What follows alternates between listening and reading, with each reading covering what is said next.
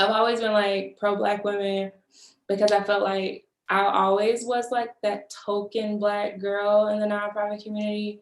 And I've even had like managers like try to basically shiest me out of positions. I've had one lie on my previous,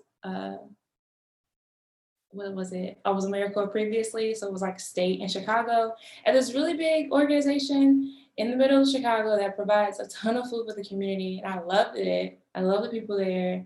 We had a ton of senior leaders that were women, 2 were Black. And so they always supported women of color, especially when it came to like them going into higher up positions, because that's not something you see.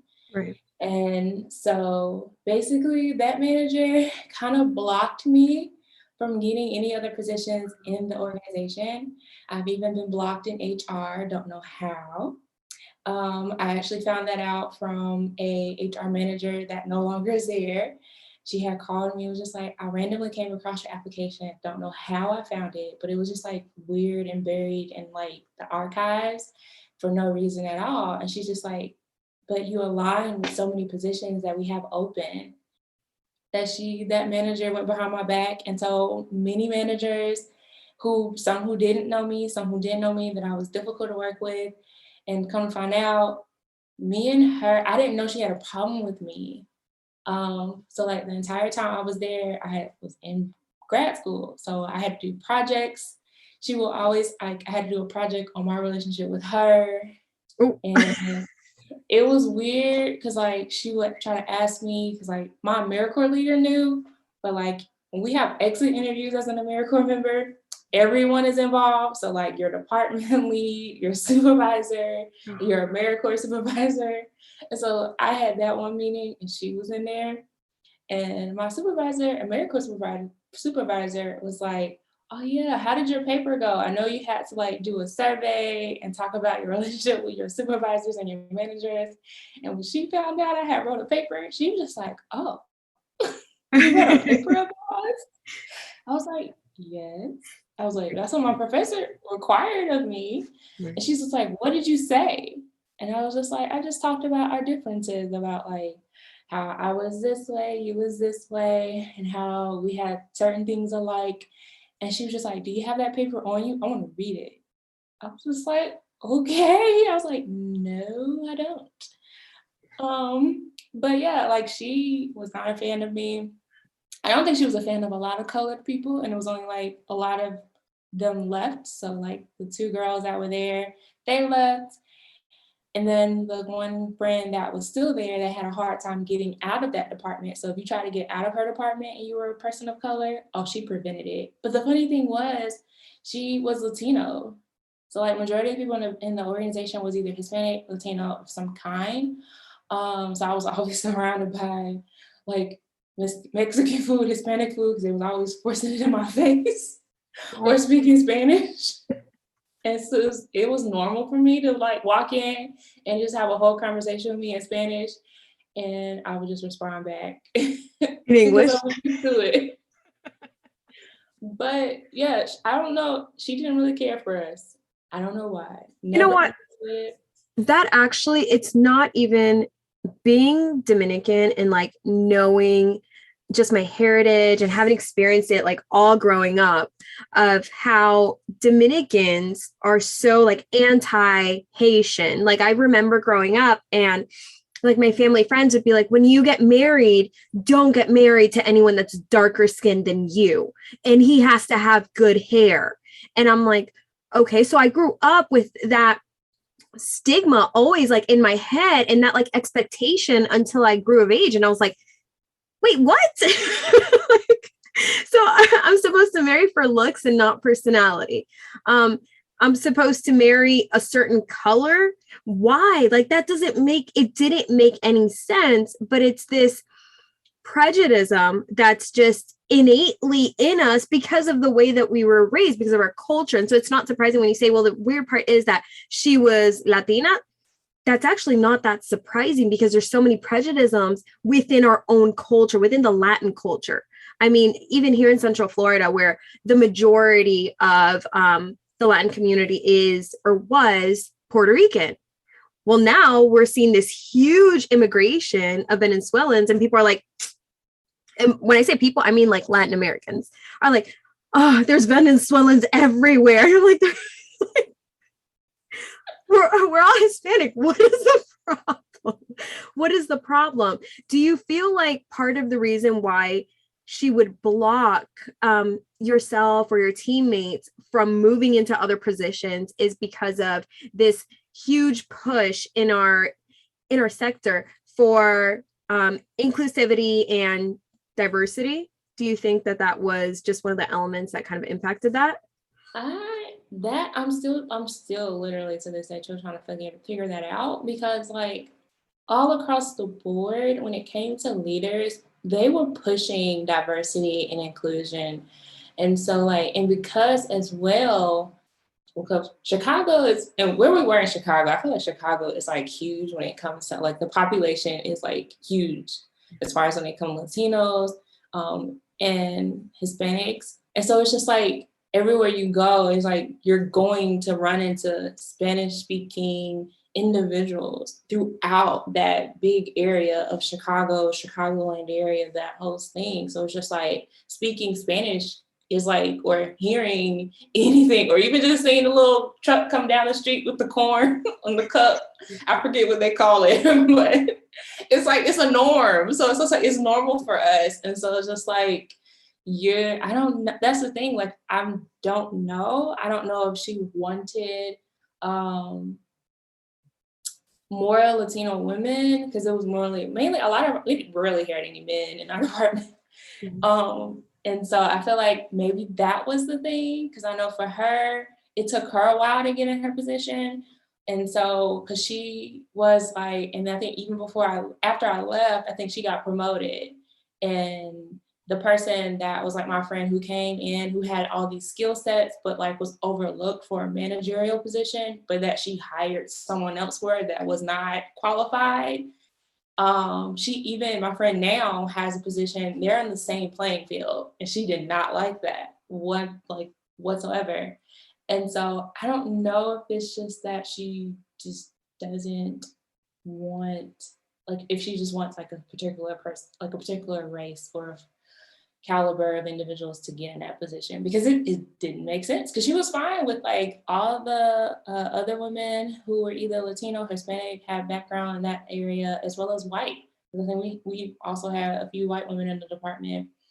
Visionaries, thank you so much for joining us for this spicy, super last minute episode with Brittany, host of the newly launched Nonprofit Sistas, to highlight stories, struggles, and successes of Black female nonprofit leaders. There's no way I could do her justice, so I'm going to give her the floor so that she could properly introduce herself and all of the amazing things that she is doing to impact our community. Yes, so I'm Brittany. I am a now former consultant. I have a ton of background in nonprofits. Started out as a little lad. My mom said I was weird because I was always volunteering, and ended up going and starting my own nonprofit before stepping down to teach for a while, and then went back to school and got my master's in nonprofit management and started helping people because they kept asking me while in grad school. And so my love for helping others, being philanthropic, and just serving those in need has always been a part of my identity. So I'll probably be doing it until it's time for me to sit down somewhere. I love it. Let me give you a little bit of background on how this happened. So Brittany and I have been trying to connect for it feels like a couple months at this point. And every single time something would come up, the last thing, y'all, was my computer just out of nowhere went wonky, and, had to deal with that. And finally today I posted a reel, and I was like, the reel was all about the last episode that I had just released, Zoom versus phone calls for sponsors. And she sends me a DM and she's like, I actually just stopped using Zoom, Calendly. And I said, let's talk. Okay. And like, why? And as we're talking, she mentioned she actually is transitioning out of consulting and into coaching. And so I felt like this is just such an awesome topic for us to cover for those of you freelancers who are maybe trying to find your footing as far as, well, where can I first begin? What service should I be offering? And what structure is going to make the most sense for me? So I really wanted to talk to Brittany about what impacted these decisions and a little bit about this transition as far as where she is right now. So what triggered it? Burnout. That could be the very first number one. Because I'll say this. So when I had first started the whole freelancing and consulting thing, I was actually juggling 3 things at one time. I was still trying to finish up my master's program, and then COVID hit. And then I was juggling part-time freelancing for a company, a donor CRM company that would have, like, they would bring in like fundraising consultants for their like clients. And so their clients basically paid us through their fees. And then I was also working full-time as so when I stopped teaching, my family was like, okay, you're not teaching anymore, but you still got to make money. And I wasn't getting enough as like a part-time freelancer. And so I was a paraprofessional. So I was still in the kindergarten classroom because I love my kindergartners. And so I was doing all of that at the same time. And so when COVID hit, I basically was like, yeah, we're leaving the classroom because I don't want the germs. I already knew they were nasty before COVID. And I was just like, I love them, but they're 5 and they're 6. They don't know anything about being clean. And so I decided to stay at home and freelance. And that became my full-time job, and basically how I made a lot of my money while everything shut down for 2 years. Until recently, when I got basically fired in a text message.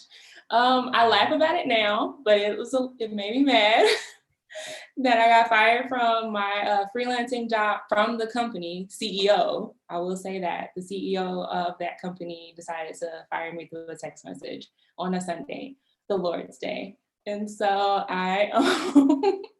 and so dealing with all of that, and it's like being a freelancer, I don't think people like look into it and realize like, yeah, it's great. You can control your own schedule. You can be like, one day I don't want to work these many hours, or I can do this project on this day because it's not due until later on. You can control all of that. But what you don't realize is like you're dealing with a lot of people and you're dealing with a lot of emotions, and sometimes they're not even yours. And so you're overlooking your own health and your own concerns. And I felt that. And I was just like, I love what I do with helping nonprofits, but I was just like, sometimes I don't think that they realize that we're people and that we have our own feelings, emotions, and we have our own bad days, and we have our own families. And so I was like, I want to slowly step back. And so right now, I only have one consulting client. I love her to the day. I know once we finish, I probably will not be accepting anymore. And what also made me feel more at peace about it is, so I recently did launch the Nonprofit Sistas, and that was launched on March 1st. And I was surprised at the feedback. I was actually nervous about releasing it and launching it. And my friend was like, if you don't suck it up and push the publish button. And when I did, I shared it. I expected certain people to listen.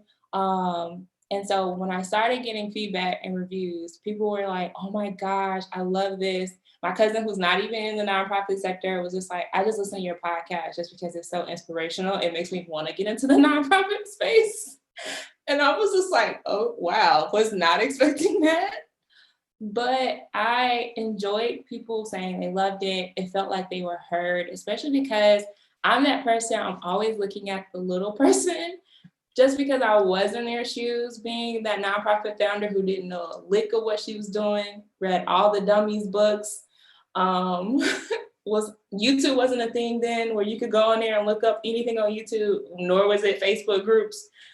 And so I literally was in a Barnes and Noble on the floor with some books like surrounded around me. And that was just me, and trying to teach myself about all and the ins and outs of trying to run a nonprofit, because no one was going to tell me the secrets. And so I'm always been that help the smaller people. And so that's basically what inspired the Nonprofit Sistas, is because I feel like not only that Black individuals, especially women of color, were not a lot of us are not represented. And then I wanted to just give like limelight to individuals who are making it and they were doing it. Yes, they may have struggled a little bit in the beginning, but they're doing okay and they're doing fine and they learned lessons from it. And just sharing that it's possible, especially for those nonprofit leaders who are like, I can't do this anymore and quitting because they like either are burnt out or stressed out or frustrated because they're not where they want it to be in their process. And so I was just like, let's share some encouraging stories. And so people loved it and still love it to this day. I've had almost 50 downloads and it's only been around for 2 weeks. And I was like shocked because I was not expecting it to be like, podcasting is so hard. No, girl, it's, you know what? It's natural to you because it wasn't something that you wanted to do. And we had talked a little bit about this in on Instagram. This was something that was like God planted in your heart, and he already prepared the hearts of the listeners for that message that you were going to be putting out.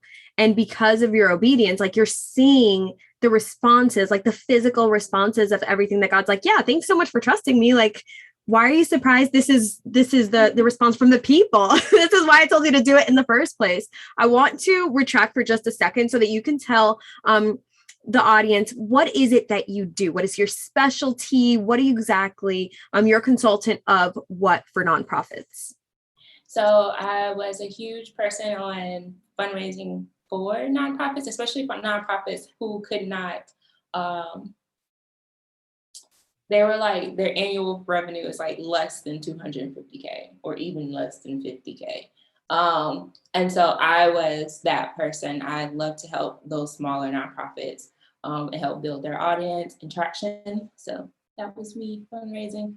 But I have like a ton of background in like programming. And then one of my business coaches, she was just like, I need you to also push your marketing stuff. Cause I was just like, it's just dibble and dabbling in marketing. It's not like, this is what I do kind of a thing. But I love the marketing side of it. I'm not a fan of Instagram right now because of all these changes they're making. Yeah. But other than that, yes. So I did a ton. I basically steer more towards fundraising, and that'll probably be my love of that even more, because I feel like that's how you last as an organization. Yeah, absolutely. Even as a funding expert, like when you're looking at just funding holistically, you have to diversify, you have to connect with your donor base, and you have to have retention in that, because you cannot solely depend on grant funding. We've talked about it before, guys. Visionary, I'm calling you out right now. If you think that grants are sustainable, that's long lasting, it's not. You have to have continuous donors.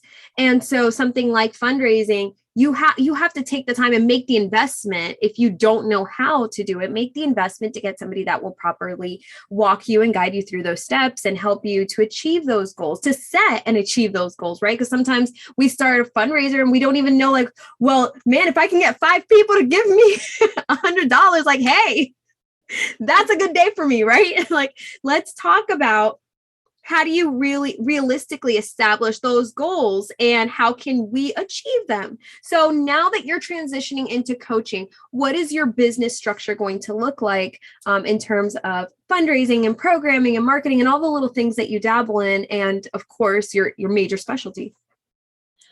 Yes, so actually, because of the whole launch of the podcast and people were in my DMs saying, are you hosting events and stuff like that when it comes?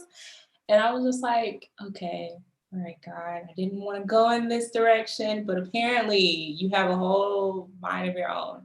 And so I actually, ironically, this is where the nonprofit brain came out of me. So everything I basically teach my clients to do is what I've been doing for like the past 2 weeks.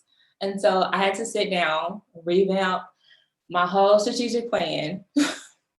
Wasn't expecting to have to do that after a whole month.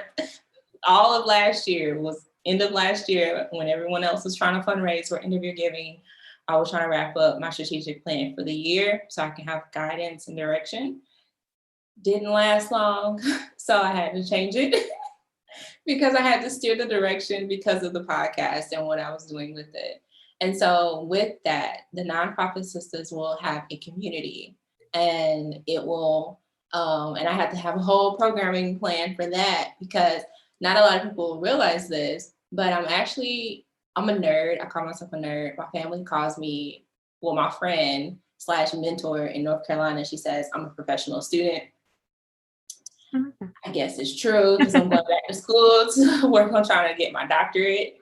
And one thing that I didn't want to go back to school after finishing that master's degree, I fought real hard, but it didn't last long. And so the program is basically going to help me not only study the behaviors of leaders, especially Black women. And so I wanted to be able to utilize not only myself as a coach, but also other women who are coaches, women of color who are coaches, to come in, because I feel like as women of color, Black women specifically, I don't think we all have a community that's encouraging. Sometimes we get in communities and it can be too competitive and not encouraging. And the Nonprofit Sistas is basically going to be that community where you come in, you're going to get encouragement, because I know sometimes we have days where you're just like, I just want to give up. But then also have you provide those members with master classes. So I want to be able to provide monthly master classes with either a guest speaker or myself, where they're getting information on how to fundraise, how to automate, how to do things like that. They can put themselves in a different place instead of always being stuck in one location. When it came to a lot of the women of color, even other women of color that I worked with as a consultant, they were always so heavily on the funding side that they overlooked programming, they overlooked marketing, they overlooked even just like admin, automation, and like the financial records. And so with that, I was just like, it's nonprofits is like a whole stream of things. Like my master's program, people tell me, like, you got a master's in nonprofit management, what can you do? And I basically tell them, be the CEO of an organization, because the CEO is touching everything. Yes, they may come from a specific background, but they are touching everything from funding, whether it's fundraising, grant writing, marketing. They're basically having to know the ins and outs of what's going on majority of the time. And so they may not be physically doing it, especially in these larger organizations, because they have a team, but they're still keeping up with what's going on because they are meeting with these lead individuals of the departments that are leading those particular areas. And so just having that community, also providing resources. And so having the master classes, the resources. Also, I wanted to provide in the community, I don't know what it was about like coming together and working together. I'm like a study session. I thought that'd be kind of like cool, because sometimes you may like be like one of them times where you're like, I can't do this. And then all of a sudden, if you have like a group of people with you, maybe you'll be able to focus and ask questions, be like, am I thinking this right? Sometimes you need that camaraderie. And so having those, that type of community where they can come in, get that help, get the encouragement, but then not specifically be like, I need a consultant and do all of this, because it's like, I don't want me being your consultant and have you walk away and you've learned I do all these things, but then it's just like, can you take what I did with you and do it yourself? And so with the community, it's more so seeing your overall growth from start to finish, because I want to be able to take what you see you grow from and show that having a community, having resources, having the knowledge-based skills that you need can help you evolve as a nonprofit leader so you can lead a successful organization. And so that's basically what the Nonprofit Sistas will be, is more so coaching and not so relying on me giving, and doing everything, but definitely giving more when it comes to resources and providing a very supportive and encouraging community. I know right now, I see the vision of having like in-person and conferences and events, but with COVID, I have no idea what the heck is going on. Oh my God, that would be so much fun. And I can definitely see that, like, even having a conference with like a co-working space. I think that at least in my experience, it's so difficult when you meet other people who just assume that, well, I'm supposed to be the expert in this. Like I should have it all figured out. I should not get stuck. And it's like, no, dude, first of all, just because you're an expert in this area or just because you have experience in this area does not mean that you have it all figured out. You still get stuck. You still get hung up in your own head. And I agree with you. Having that community at times can kind of alleviate some of the stresses that we put on ourselves, because it is going back to your point about like burnout. I think that it is just that pressure put on us of like, I need this money because if not, we're shutting down. And it's like, God, what did I do wrong? Like, why is this money not coming in quicker? Why is this not converting the way that I want it to convert? And it's like, you need that person, you need that community in the back of your, in your corner to say, it's not you. There's so many different factors that go into securing funds. It's not you. And I love what you said about being your ability to be a CEO of a nonprofit. Yes, I'm a nonprofit management major myself, and that is, you're 100% correct. You as a CEO, you are able to look at your business holistically and identify where there are points that aren't all the way there. You can say somebody's stealing from me. Somebody's not, those outcomes aren't what they should be. You're able to just pick out aspects of your business that you're like, this is why we're not where we need to be. This is why we're not making the impact that we should be making. And so you've made that investment though. You took the time, you went back to school, and it goes back to what my core belief, I'm a homeschool mom of 4. And my core belief is you learn through life. You have to be a life learner. I don't care if you memorize your multiplication. Do you know how to find the answer? I need you to be resourceful, because if you're in another country, maybe you don't need to learn the language, but you can learn how to find, for example, the bathroom. Like, be resourceful, figure it out, especially now in the age of like Google and technology. You can figure anything out. There's no excuse at all. Exactly. And my dad was like that too. And I think that's probably the way I am now. He would laugh at me now. My friend teases me because she's just like, you read a book in a day and I don't understand what's wrong with you. I said, I used to hate reading. I said, to be quite honest, my dad and my stepmom used to throw books my way. And she's just like, they would be like, read this book. You can't go outside. My grandma was an educator, could not go outside until I did a little workbook for the summer. And so I've been around educators. And so like that's been drilled in us. So like we had to figure out a solution. Yes, it may take some time. Yes, it may require research. Yes, I'm going to stumble. And so I've always been taught that. Even with my own nonprofit, I tell people, yeah, I ran it for 3 years. I sucked. I did have people who helped and gave money, but was I at the place where I wanted to be? No. But I also knew that I needed to, and even as a business owner, I also knew there are times when I don't know everything, or I know I can tell when I'm getting in my own way and I'm preventing myself from growing and getting beyond that like lid, invisible lid, so to speak, because I'm not even trying to jump out of it or jump out of the jar, so to speak. That is so good. I like how, because it's coming full circle as to why you are transitioning into coaching, right? It's knowing I can't do everything and I can't be all things to everyone.